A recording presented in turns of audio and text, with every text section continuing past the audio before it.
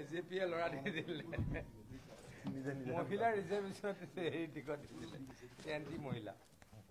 সাংবাদিক বন্ধু বান্ধৱীসকল, আজি আমাৰ কেবিনেটে কেইটামান গুৰুত্বপূৰ্ণ সিদ্ধান্ত গ্ৰহণ কৰে। আপোনালোকে ইতিমধ্যে জানে যে অসমত আমি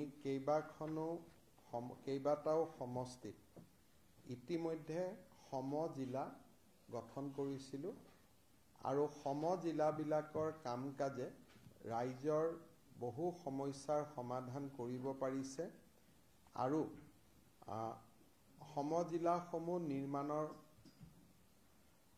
বাবে জিলা আয়ুক্তসকলৰো কামৰ বোজা বহুখিনি হ্ৰাস পাইছে আৰু তেওঁলোকে আন বিভিন্ন কাম কাজত সময় দিব পাৰিছে।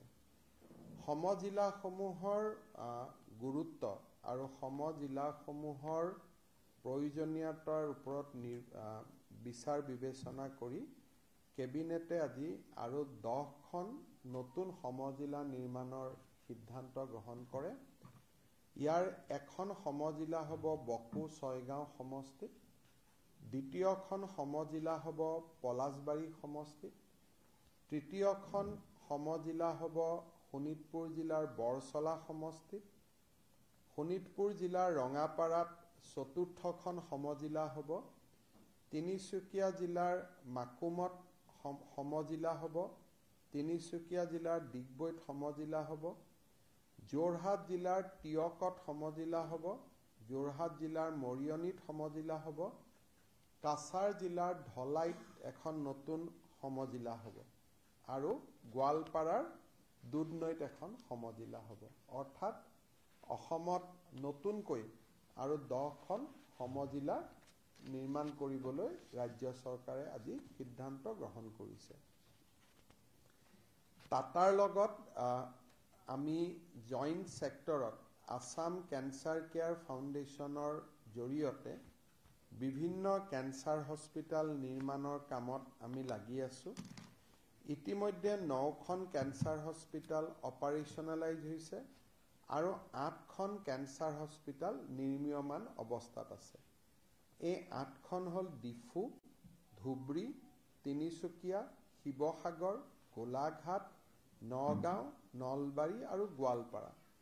এই 8খন স্থানত কেঞ্চাৰ হস্পিটেলৰ নিৰ্মাণ কাম দ্ৰুত গতিত চলি আছে। এই নিৰ্মাণ কাৰ্য এই বছৰতে যাতে আমি আৰু আগবঢ়াই দিব পাৰোঁ, তাৰ বাবে আজি কেবিনেটে 250 কোটি টকা মঞ্জুৰ কৰিছে। ইতিমধ্যে আমি প্ৰায় 2500 কোটি টকা খৰচ কৰিছোঁ। আজি নতুনকৈ 250 কোটি টকা কেবিনেটে অনুমোদন দিছে। আমাৰ কেইটামান গাখীৰ উৎপাদন কেন্দ্ৰ আমি নিৰ্মাণ কৰিছিলোঁ বোকাখাত, ডিব্ৰুগড়, যোৰহাট, বজালী। এই 4টা গাখীৰ উৎপাদন কেন্দ্ৰ বিভাগে নিৰ্মাণ কৰিছিল ভেটেনাৰী ডিপাৰ্টমেণ্টে। আমি এই গোটেইকেইটা গাখীৰ উৎপাদন কেন্দ্ৰ আজি North East Dairy and Foods লিমিটেডক চলাবৰ কাৰণে আমি অৰ্পণ কৰোঁ। আপোনালোকে জানে যে North East Dairy and Foods Limited হ'ল অসম চৰকাৰ আৰু ভাৰত চৰকাৰৰ এটা যৌথ সংস্থা। এইটো এটা গভৰ্ণমেণ্ট ইনষ্টিটিউট।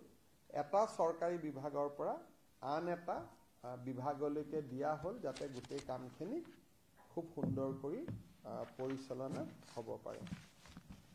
আজি আমাৰ কেবিনেটত এটা দিশ খুব দীঘলীয়াকৈ আমি আলোচনা কৰোঁ। আপোনালোক সকলোৱে জানে যে ডক্টৰ ভূপেন হাজৰিকাৰ জন্ম শতবাৰ্ষিকী 8 ছেপ্টেম্বৰ 2025 আৰম্ভ হ'ব আৰু 8 ছেপ্টেম্বৰ 2026 সামৰণি পৰিব। অৰ্থাৎ ডক্টৰ ভূপেন হাজৰিকাৰ জন্ম হৈছিলে 8 ছেপ্টেম্বৰ 1926 চনত আৰু 2026 চনত শতবৰ্ষ হ'ব আৰু তাৰ এবছৰ আগৰ পৰা আমি বছৰজোৰা কাৰ্যসূচীৰে ৰাজ্য চৰকাৰে ডক্টৰ ভূপেন হাজৰিকাৰ শতবাৰ্ষিকী পালন কৰিবলৈ সিদ্ধান্ত গ্ৰহণ কৰিছে। ডক্টৰ ভূপেন হাজৰিকাৰ শতবাৰ্ষিকী খুব সুন্দৰভাৱে পালন কৰিবলৈ ৰাজ্য চৰকাৰে অসমৰ মুখ্যমন্ত্ৰীৰ অধ্যক্ষতাত এখন 50জনীয়া সমিতি নিৰ্মাণৰ বাবে সিদ্ধান্ত গ্ৰহণ কৰিছে আৰু এই কমিটিখনত পৃষ্ঠপোষক হিচাপে আমি উত্তৰ পূৰ্বৰ আটাইকেইখন ৰাজ্যৰ মুখ্যমন্ত্ৰীসকলকো আসন গ্ৰহণ কৰিবলৈ আমন্ত্ৰণ জনাম। অৰ্থাৎ অসমৰ মুখ্যমন্ত্ৰী সভাপতি হ'ব, বাকী 7খন ৰাজ্যৰ মুখ্যমন্ত্ৰী এই সমিতিখনৰ পৃষ্ঠপোষক হ'বৰ বাবে আমি আমন্ত্ৰণ জনাম আৰু গোটেই সমিতিখন 50জনীয়া এখন শক্তিশালী সমিতি হ'ব। 8 ছেপ্টেম্বৰ 2025 তাৰিখে ভাৰতৰ ৰাষ্ট্ৰপতি অথবা প্ৰধানমন্ত্ৰী ডাঙৰীয়াৰ কৰকমলেৰে আমি শতবাৰ্ষিকী অনুষ্ঠান আৰম্ভ কৰিম আৰু 8 ছেপ্টেম্বৰ 2026 আকৌ ৰাষ্ট্ৰপতি মহোদয়া বা প্ৰধানমন্ত্ৰী ডাঙৰীয়াৰ উপস্থিতিত আমি শতবাৰ্ষিকী অনুষ্ঠানৰ সামৰণি মাৰিম। অৰ্থাৎ আৰম্ভণি আৰু সামৰণি নতুবা প্ৰধানমন্ত্ৰী নতুবা ৰাষ্ট্ৰপতি এগৰাকী উপস্থিত থাকিব আৰু তেখেতৰ এই শতবাৰ্ষিকী অনুষ্ঠান আমি এটা অনুষ্ঠান নতুন দিল্লীত কৰিম আৰম্ভণিটো বা সামৰণিটো আৰু এটা অনুষ্ঠান আমি গুৱাহাটীত কৰিম আৰম্ভণি বা সামৰণি। 3টা বিশেষ অনুষ্ঠান আমি কৰিম। এটা অনুষ্ঠান অৰুণাচল প্ৰদেশত কৰিম য'ত ভূপেন হাজৰিকাই নিজৰ শৈশৱ পাৰ কৰিছিলে। দ্বিতীয়টো অনুষ্ঠান আমি কলিকতাত কৰিম য'ত ভূপেন হাজৰিকাই তেখেতৰ জীৱনৰ ডাঙৰ এটা কৰ্মজীৱন পাৰ কৰিছিলে। তৃতীয়টো অনুষ্ঠান আমি মুম্বাইত কৰিম য'ত তেখেতৰ জীৱনৰ শেষৰ সময়খিনি তেখেতে অতিবাহিত কৰিছিল। গতিকে ভূপেন হাজৰিকাৰ জন্ম শতবাৰ্ষিকীৰ কেন্দ্ৰীয় অনুষ্ঠান গুৱাহাটী, দিল্লী, অৰুণাচল প্ৰদেশ, কলিকতা আৰু মুম্বাইত ৰাজ্য চৰকাৰে অনুষ্ঠিত কৰিব। এই সময়ছোৱাৰ ভিতৰতে ডক্টৰ ভূপেন হাজৰিকাৰ নামত আমি এটা বিশেষ ইনফ্ৰাষ্ট্ৰাকচাৰ প্ৰজেক্ট এটা নতুবা বিশেষ অনুষ্ঠান এটা তেখেতৰ নামত আমি উৎসৰ্গিত কৰিম। সি ডাঙৰ এটা ষ্ট্ৰাকচাৰ এটা যেনেকুৱা ধৰণে আমি চাম কোনোবা এখন বিশ্ববিদ্যালয় তেখেতৰ নামত হ'ব পাৰে, কোনোবা এটা অনুষ্ঠান হ'ব পাৰে। আমাৰ 50জনীয়া কমিটিয়ে সেই ক্ষেত্ৰত সিদ্ধান্ত ল'ব। ডক্টৰ ভূপেন হাজৰিকাৰ জীৱনী এখন আমি এই বছৰত 10 লাখ অসমবাসী ৰাইজৰ মাজলৈ আমি প্ৰেৰণ কৰিম। মুখ্যমন্ত্ৰীৰ যিটো নতুন বছৰৰ আৰম্ভণিতে আমি যি গ্ৰিটিংছ পঠাওঁ, এইবাৰ আমি ভূপেন হাজৰিকাৰ জীৱনী এখন অনুৰাধা শৰ্মা পূজাৰী ডাঙৰীয়ানীক ইতিমধ্যে আমি দায়িত্ব দিছোঁ এখন জীৱনী তেখেতৰ সংক্ষিপ্ত জীৱন বুৰঞ্জী এখন লিখিবৰ বাবে আৰু সেই জীৱন বুৰঞ্জীখন অসমৰ হাইয়েষ্ট প্ৰিণ্টেড এডিশ্যন হ'ব। 10 লাখ কপি মুদ্ৰণ কৰা হ'ব আৰু এই 10 লাখ কপি অসমৰ 10 লাখ ব্যক্তিৰ ঘৰলৈ আমি প্ৰেৰণ কৰিম আৰু এই পুথিখনেই ভাৰতৰ সকলো ভাষালৈ আমি অনুবাদ কৰিম।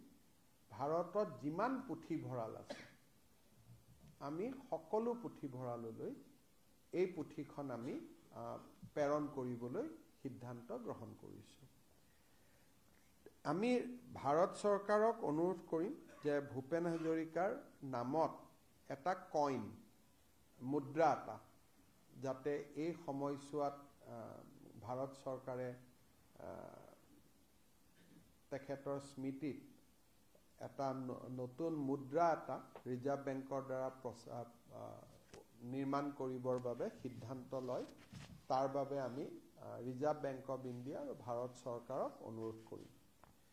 চতুৰ্থতে ৰাজ্য চৰকাৰে ভূপেন হাজৰিকাৰ জীৱনৰ ওপৰত অসমীয়া, ইংৰাজী আৰু হিন্দী আমি এখন তথ্যচিত্ৰ নিৰ্মাণ কৰিম আৰু তেখেতৰ গান আৰু কৰ্মজীৱন ইয়াৰ ওপৰত গোটেই বছৰটোতে ৰাজ্যৰ শিক্ষানুষ্ঠানসমূহত আমি বিশেষকৈ আলাপ আলোচনা আৰু চৰ্চা যাতে হয় তাৰ বাবে আমি প্ৰচেষ্টা হাতত ল'ম।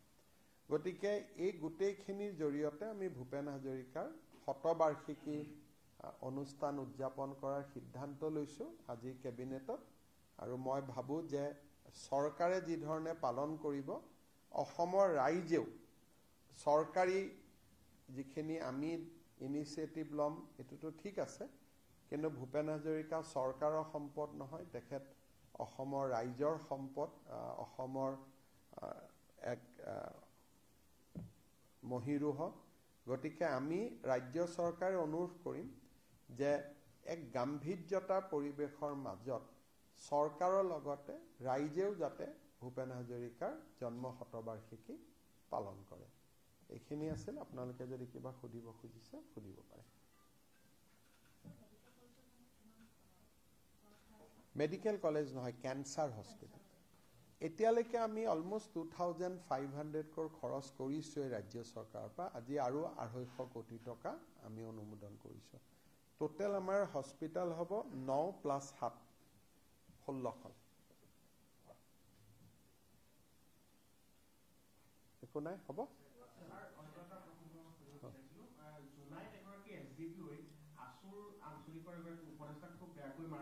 বিষয়টো মোৰ নজৰত আহিছে। আমাৰ অসম আৰক্ষীৰ বিশেষ মহাপৰিদৰ্শক জিতমল দলে বিষয়টো ইনকুৱাৰী কৰিবলৈ দিয়া হৈছে আৰু তেখেতৰ প্ৰতিবেদন পালে আমি যদি অভিযোগ সত্য হয় আমি কঠোৰ ব্যৱস্থা গ্ৰহণ কৰিম। আছোঁ বুলি নহয়, যিকোনো সাধাৰণ মানুহক কৰিলেও আমি একশ্যন ল'বই লাগিব। আৰু মই বিভিন্ন সভাই সমিতি ইতিমধ্যে কৈ আছোঁ যে পুলিচে নিৰীহ মানুহৰ ওপৰত অত্যাচাৰ কৰাটো এইটো কোনো সভ্য সমাজে মানি ল'ব নোৱাৰে। গতিকে ইয়াৰ ওপৰত আমি নিশ্চিতভাৱে ব্যৱস্থা ল'ম।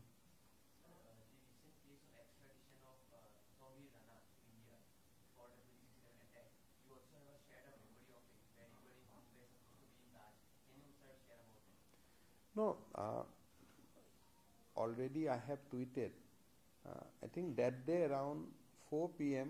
I landed in Mumbai airport and supposed to go to the Taj. My booking was there. But because of some reason, I decided not to go to the Taj and I took a hotel that I think Marriott Hotel in near the airport. And while I was in hotel only, that point of time, just when I have check-in, that point of time around evening we come to know about the first incident, and entire night I was there, and in fact I have to instead of hotel I have gone to a residence of a known person in the night itself so that we can be safe. And from the hotel I went out, and next day morning I went to Taj in a complete civil atmosphere, and at the point of time I was minister also, I did not have security, and from a distance I have seen entire action, and I stayed back for next 2 days just to see what happened, and we know what happened. So today it is a big diplomatic victory because of Prime Minister Modi. As you know that American court has in fact acquitted Rana at some point of time during the UPA regime. He got acquitted. He was in the jail because of the Dennis case, not because of the Mumbai case, because that point of time case was not followed properly. But today it is a big diplomatic victory for the Prime Minister, for the people of India, and we must compliment Prime Minister Narendra Modi for this huge diplomatic victory. We have all faith on our judiciary. I am sure that judiciary will give him what he deserves.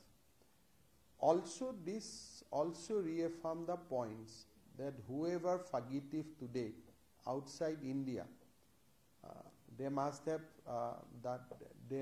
they must have enjoying life in abroad, but they must remember that with Prime Minister Modi, they have to come back today or tomorrow to face the law in India.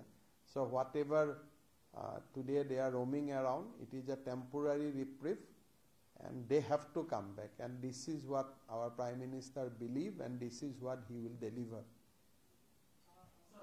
As the Waqf Amendment Act has come into being, it has been seen that in many places, even in neighboring Tripura and Manipur and West Bengal, various incidents of violence have been reported. You have also tweeted how the Assam police and Assam government has been able to mitigate the protest despite having 14% population of the minority.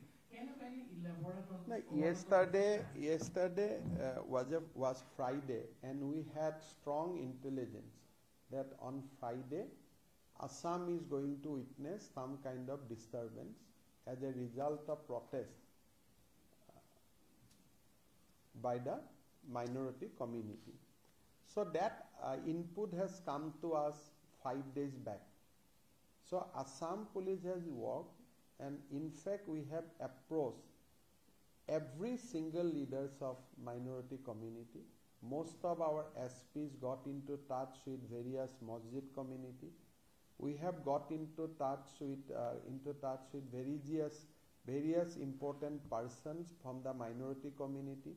Assam police has extensively worked for last 5 days. And yesterday was a day of immense satisfaction that Assam did not witness any kind of protest. We only witnessed protest in 3 places with 150 people in each venue. But beyond that, there was no protest. And this is a result of extensive outreach which Assam police has done in last 5 days. And I'd like to offer my gratitude to the people from the minority community of Assam. I would like to thank Assam police, because maintaining law and order is the primary responsibility of the state, and at any cost we have to maintain the law and order. And I am extremely confident that in coming days also we will be able to maintain the law and order situation in Assam. And if there is anybody has anything to say, there are proper platform. The matter is already in Supreme Court. They can argue in favor or in opposition. But law and order maintenance is very, very important. Assam is going to have Bihu also after 2 days. So we have maintained the law and order, and we will continue to maintain the law and order in our state very, very firmly.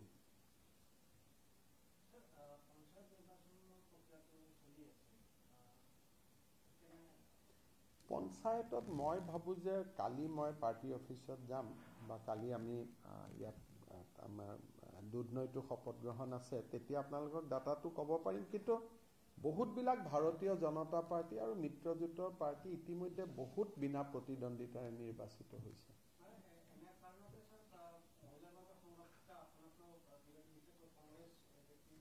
মানে এনেকুৱা হৈছে যে ইতিমধ্যে বহুখিনি খবৰ ওলাই আছে যে চাৰ্টিফিকেটো জাল কৰিছে, তেলেংগানা কবাৰ চাৰ্টিফিকেটো আনি শৈক্ষিক অৰ্হতা দেখুৱাইছে, কিন্তু সি এটা নিজৰ জাগাত আছে।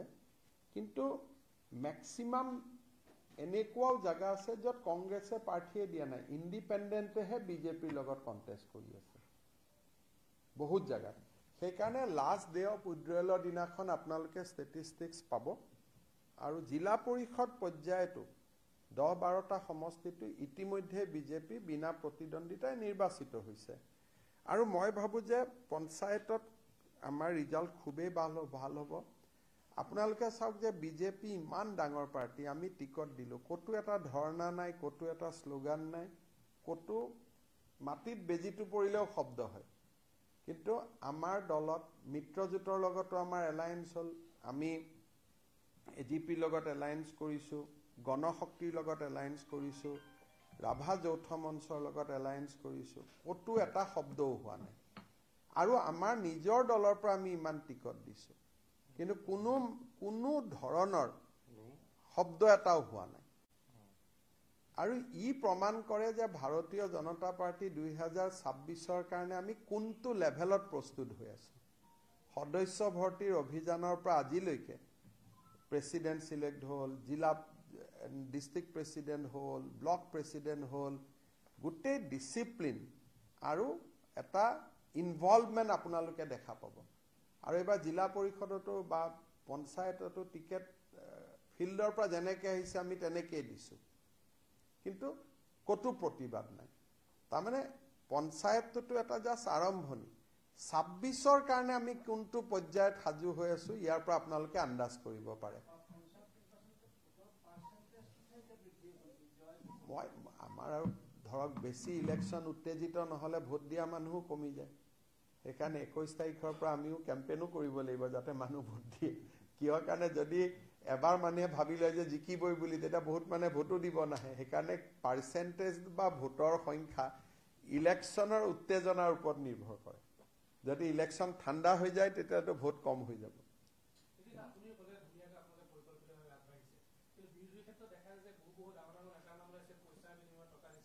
এইটো কংগ্ৰেছে যে টেপ ওলাই আছে, ফোন কল ওলাই আছে, টকা পইচা লৈ টিকট দিয়া ওলাই আছে, মণ্ডল প্ৰেচিডেণ্টৰ কাৰণে মাৰামাৰি, ব্লক প্ৰেচিডেণ্টৰ কাৰণে মাৰামাৰি, আৰু আহমেদাবাদৰ অধিৱেশনতো কংগ্ৰেছৰ এমপিয়ে কৈছে যে কংগ্ৰেছত বোলে দুই তৰপীয়া মানুহ আছে।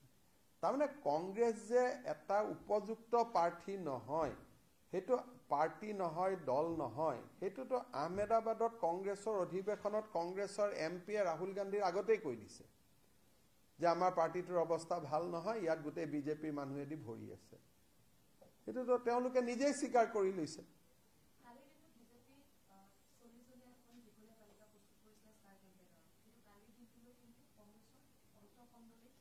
না, আমাৰতো চব ৰেডি। 21 তাৰিখৰ পৰা আমাৰ কেম্পেইনৰো মিটিং ঠিক হৈ গ'ল।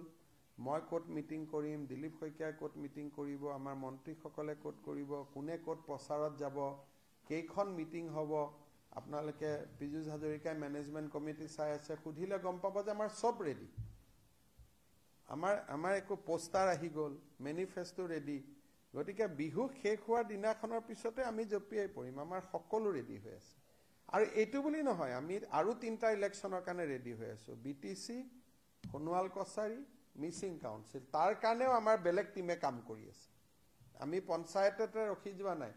BTCৰ কমিটি অলৰেডি গঠন হৈ গ'ল মোৰ সভাপতিত্বত, মিচিং কাউন্সিলৰ কমিটি হৈ গ'ল, সোণোৱালৰ কমিটি হৈ গ'ল। গতিকে পঞ্চায়তটোলৈকে ৰখি নাথাকি আমি নেক্সটটো সোমাই গ'লোঁ।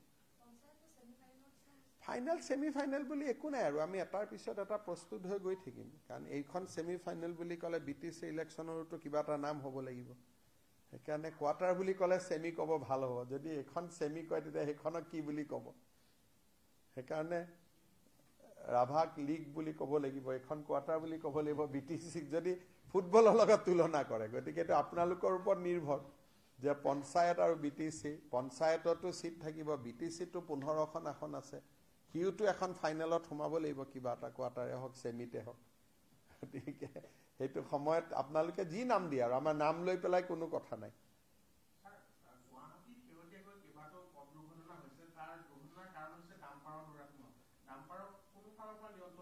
আজিৰ পৰা গুৱাহাটী পুলিচে ডাম্পাৰবিলাকক দিলোৱা তিলোৱাৰে দুটা ডাম্পাৰ আছে নহয়, সমস্যা হৈ যিহেতু ধৰিলাক আপোনালোকে ক'ব সাংবাদিকৰ ওপৰত অত্যাচাৰ কৰিলে বুলি। যি নহওক, আজিৰ পৰা ডাম্পাৰৰ ওপৰত একশ্যন হ'ব।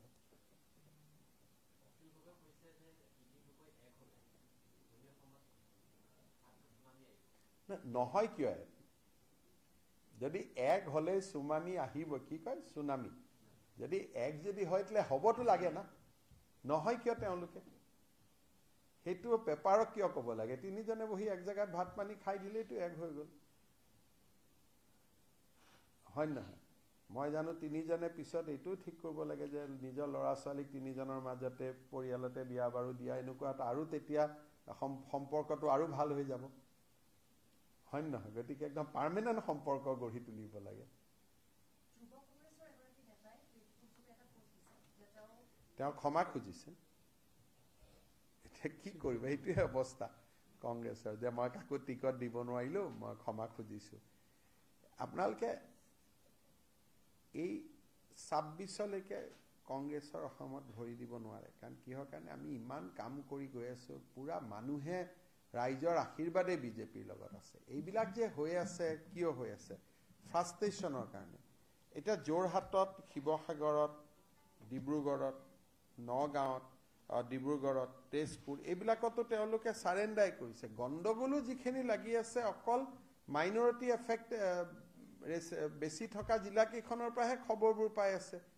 সেইকেইখন জিলা যদি নাই তেতিয়াতো কংগ্ৰেছৰ বাতৰিও নাই। গতিকে কংগ্ৰেছে অকল সংখ্যালঘু অধ্যুষিত এৰিয়াবিলাকৰ পৰাহে গণ্ডগোলৰ বাতৰি আহি আছে, বাকী জেগাতো তেওঁলোকৰ সাৰ সুৰে নাই। আৰু এইবাৰতো মই ভাবোঁ যে মাইনৰিটি এৰিয়াতো তেওঁলোকৰ ৰিজাল্ট বেয়া হ'ব। এইবাৰ আমাৰ তাতো ৰিজাল্ট ভাল হ'ব। বহুতবিলাক মাইনৰিটি এৰিয়াতো আমি ভাল কৰি জিকিম। হ'ব, থেংক ইউ।